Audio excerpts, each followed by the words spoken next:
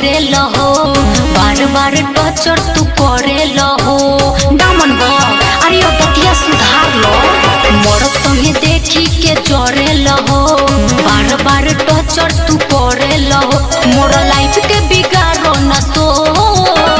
बदल करो बा जिया तू हुआ हमरो के जिए दहो जिया तू हुआ हमरो के जिए दहो मान जा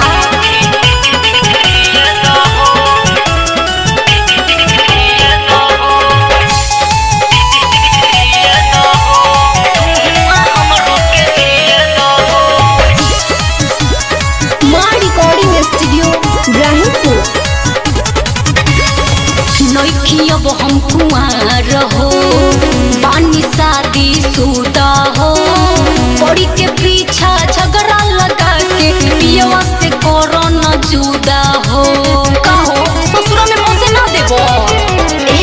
नइखी अब हम कुआर हो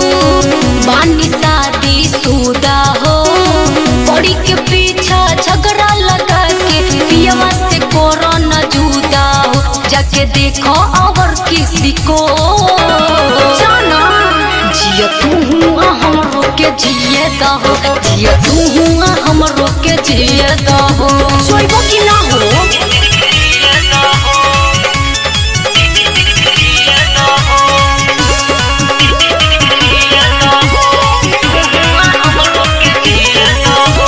सुनो ये रीति कराज हो अभियो से करो लाज हो बनल बनावल मिजाज हो सुधरिए न जा आदमी बन जइबो सुनो ये रीति कराज हो अभियो से करो लाज हो काहे लगे स्ट्रब कोरेल तू बनल बनावल मिजाज हो अनु सिंह कहे जो हुआ सो समझे जिया तू हुआ हमरो के जिए दहो जिया तू हुआ हमरो के जिए दहो जा छछुनरी के रोहन रह गए।